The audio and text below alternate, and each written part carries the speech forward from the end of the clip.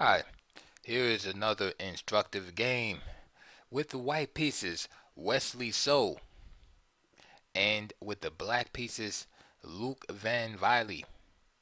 And this game took place before Wesley So's um, meteoric ascension to the top of the chess world. Here he is only a mere 2706. Alright? And he is a distant star on horizon. Nowadays, they're talking about him being a challenger for the world champion Magnus Carlsen.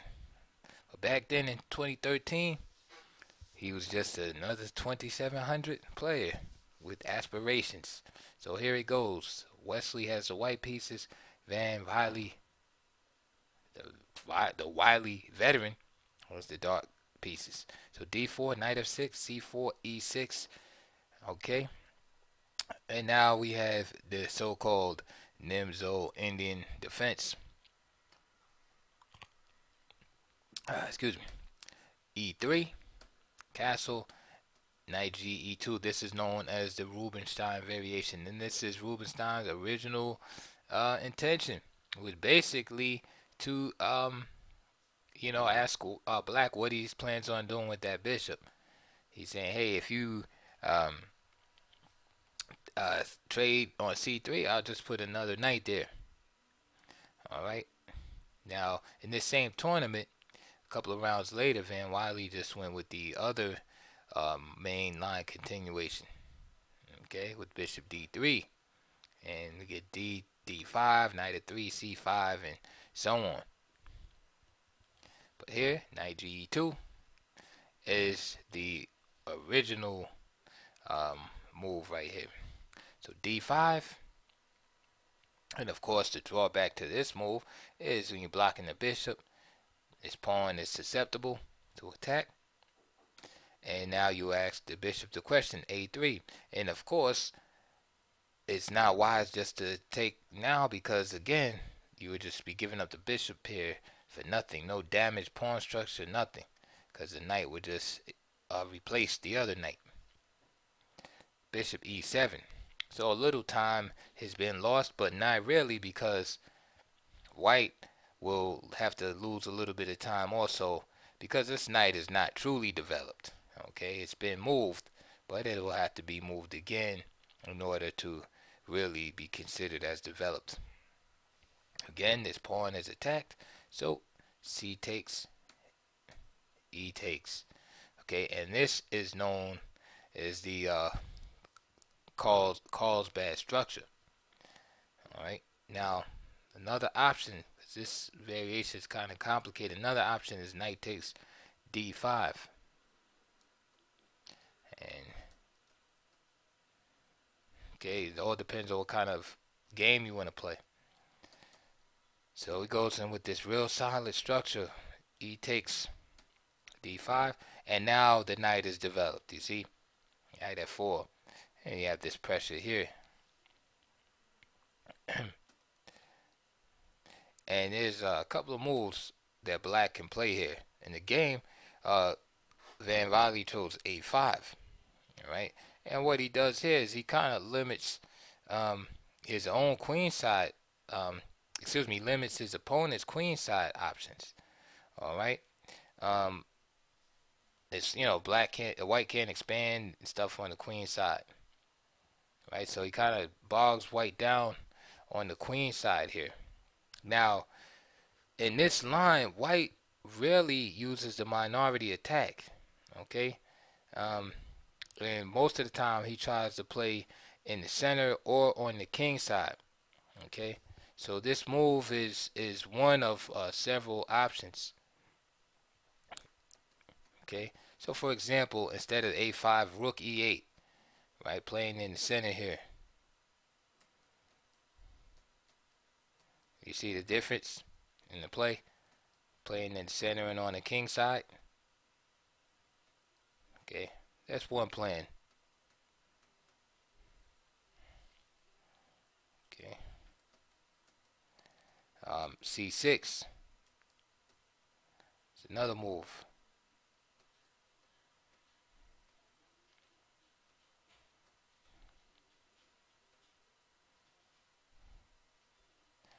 Right, in this game, and it looks like a Queen's Gambit decline type game where B5, B4 is played. B4, B5 is played. And white plays for that weakness on C6 and attacks that C pawn. Alright, that's another option. B6 can also be played. Again, it's another plan in the position.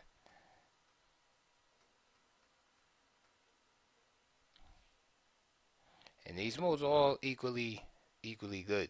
And then you get back to the text. So depending on what your style of play is, that's where you would go. So here Van Wely decided to play A5.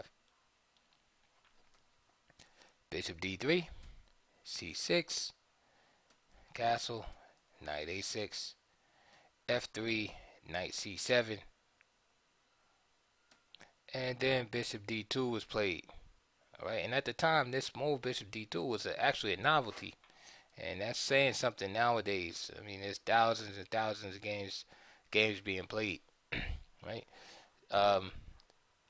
And there's nothing really much to say about that move except that white just, logically, brings his pieces out, coordinates his forces. Other moves that have been tried here with G4,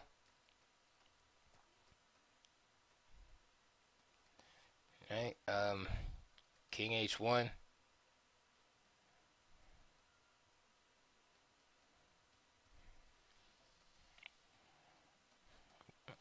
Bishop C2 was tried.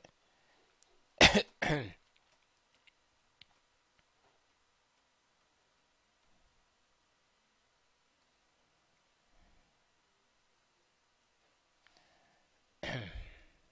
back.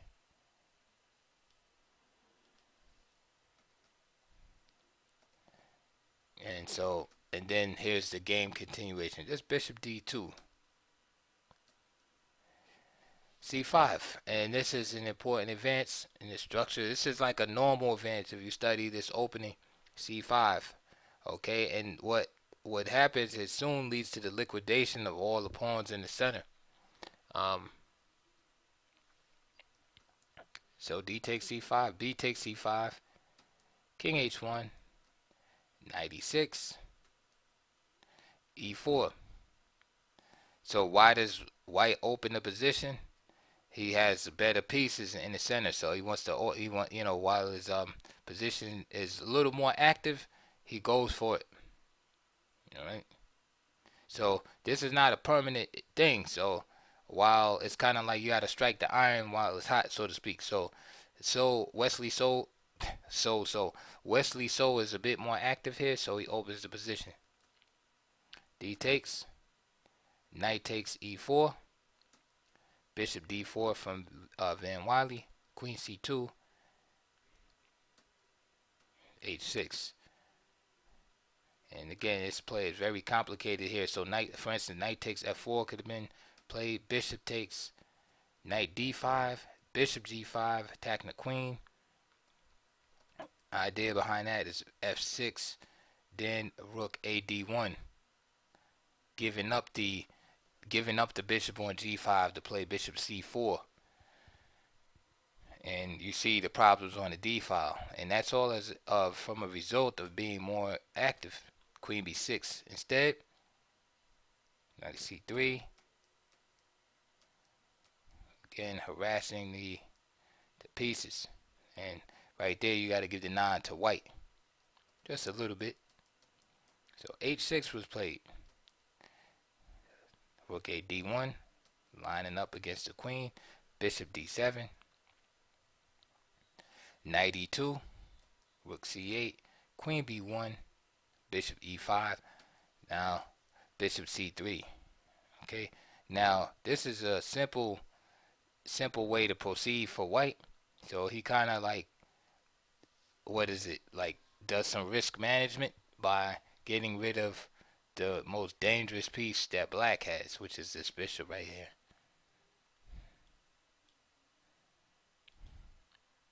So bishop takes C3, knight takes, and bishop C6.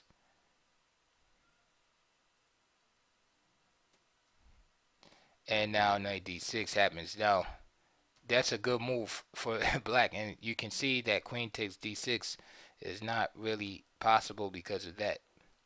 And so Van Wily either underestimated the move or overlooked it. So instead of that, maybe just knight takes e4 first.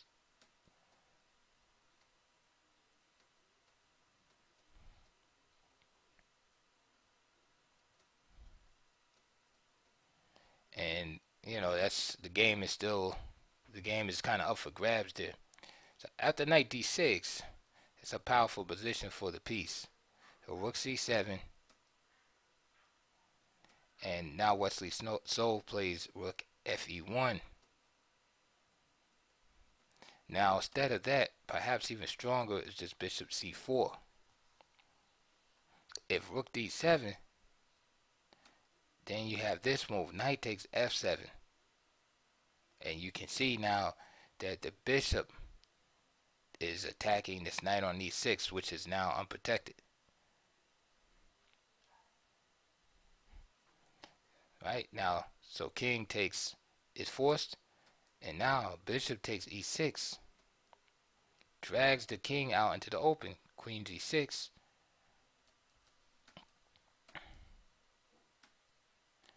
And this is an exciting position for white. Dangerous position for black. I don't even know who's winning here at this point.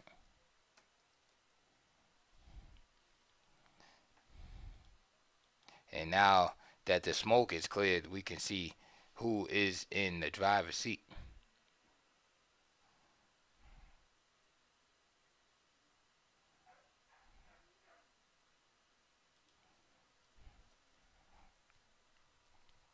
Now, a more natural move, because this line is like an engine line.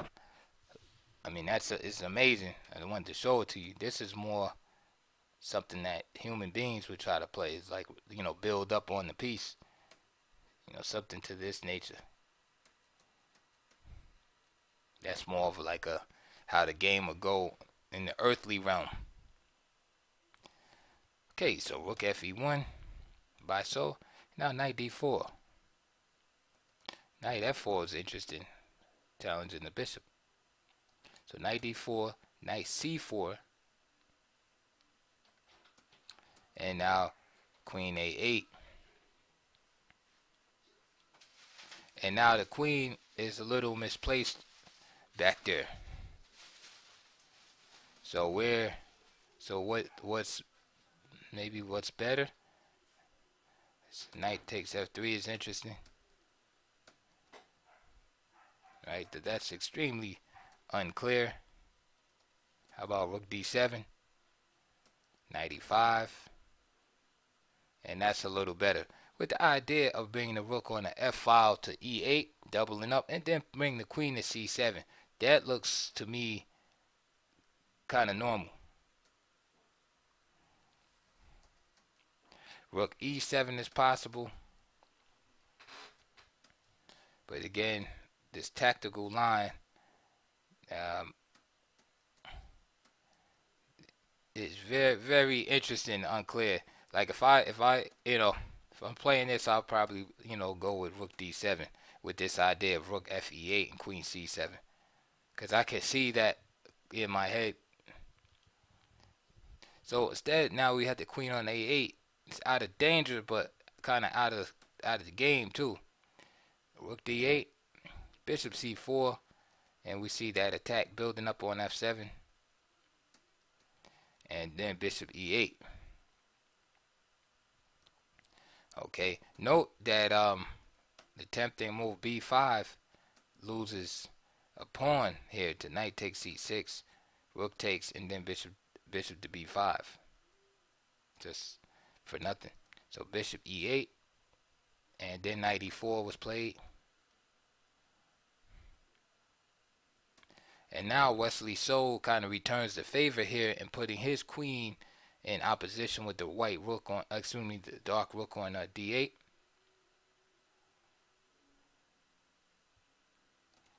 And so perhaps a move like that was better. And if you want to move the queen, you could move the queen in the protected, area, queen d1 behind the rook, or take the rook on the e file and move it to d1. So now the queen might be exposed tactically here. Van Wely plays b5, and now instead of b5, why not just knight c6, right? Attacking that queen and attacking this knight here. So knight takes, queen takes, rook takes c4, knight d6, rook takes, and then black has equalized. But again, it is very hard to play flawless chess when there's so many pieces on the board. That's what makes it difficult.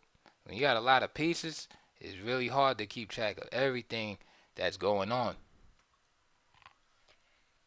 So after b5, bishop a2.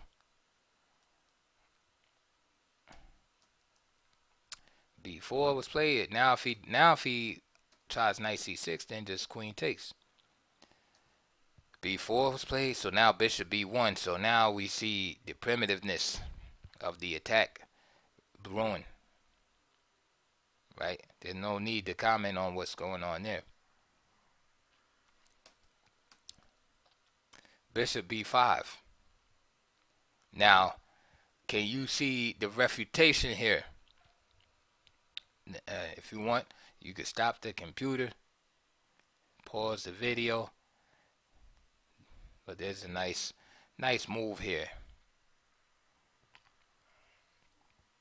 Okay, now the strongest move here. This looks good, so it's hard to fault the grandmaster here. It looks good, right? Because the bishop is out of play on the e8. So here it brings him into play with tempo, all of that. It looks great. But the stronger move here was this f5. That was the move that had to be done. Then the same idea, queen e3, which now threatens to take the take the knight. So queen d5, reinforcement. And then a little speculative move going on. So for instance, knight c3, b takes c3, b takes c3. And this combination is based on the pin that was created. Queen b3 and white, slightly better. Now here in this line, queen e3, if f takes e4, then rook takes d4, e takes f3, bishop a2 check, king h8, and then knight takes f3. That's good. That's initiative for white. So what happened here? So bishop b5, queen e3. So again, black tries to gain initiative, but white controls the initiative because now he has his tempo against this piece, which must be protected. Knight e6 is played. Why? Because if he goes with queen d4, which attacks this piece right here, then just simply f4. Okay, maintaining initiative. Now remember, the queen has entered into this relationship with this rook on d1, which is not a good one for the queen. And now the threat is just knight f3, putting more pressure on this knight here.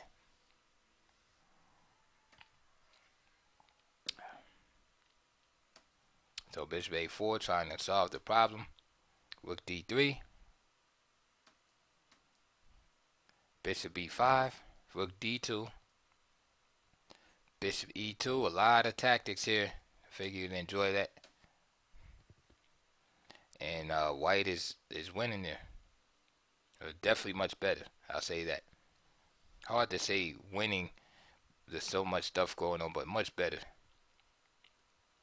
So Van Wely opted for just knight e6. And then Wesley So just jumped right back into that d6 square. And with the threats against f7 and the bishop on b5, the defense is collapsing because black is extreme troubles holding on to f7. He plays a4, bishop a4, attacking the rook. Why not bishop e8? After knight e takes f7, bishop takes f7, knight takes f7. Right, you have this piece hanging right here. Rook takes, and knight takes h6, for example, and then rook d1.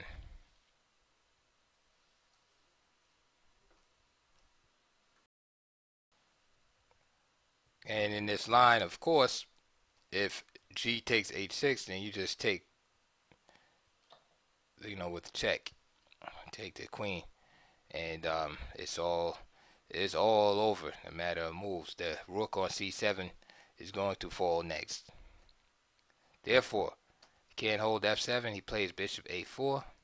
Knight e takes f7. Now, if bishop takes d1, like you guys want to play, then queen takes e6 with a terrible discovered check coming up.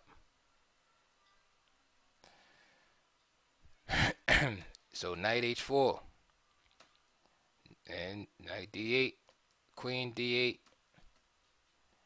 and the rook just sidesteps the threat from the bishop on a4. Okay, and at this point, white has several ways to win.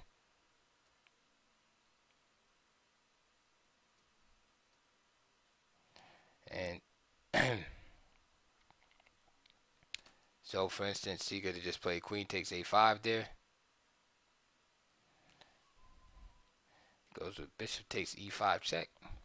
Knight takes, and there's that pin.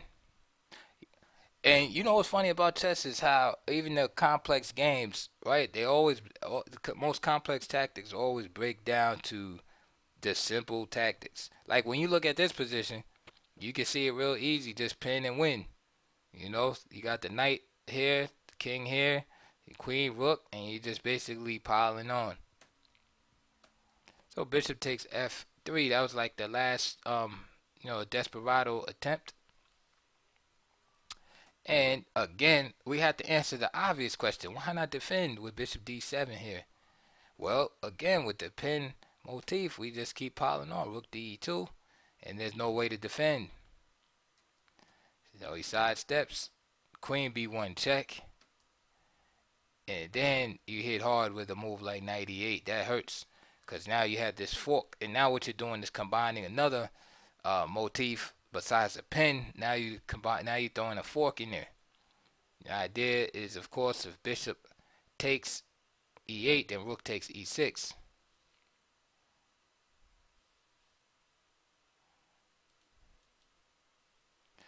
If king h8 here, then just queen takes a5.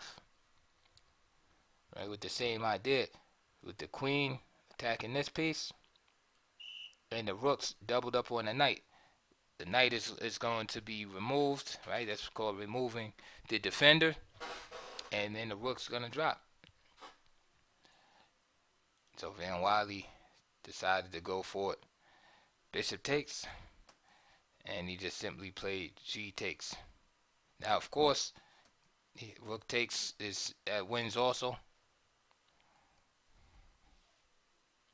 G takes, queen takes f3, and rook g2. And that was all she wrote. Van Wely just resigned. Of course, king g1 wins also.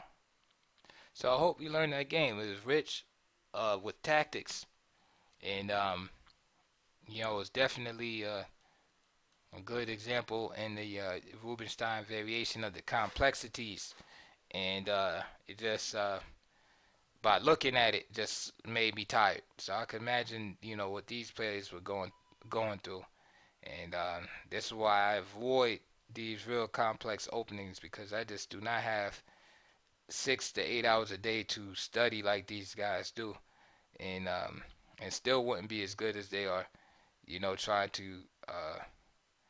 trying to prepare these lines. And just think of the complexity of the opening, and that's just one line of the Nimzo Indian. That's just the Rubinstein variation. That's not the Zamish variation. That's not the Noah variation. That's not the Queen C2 ending. This is just one line of the Queen's ending. You could spend hours and hours just studying this one line, right?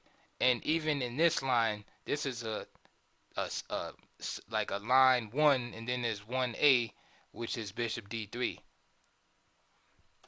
So it just goes to show you how complex these things could get. But anyway, hope you like that video and learned something, and hope you win in your next game.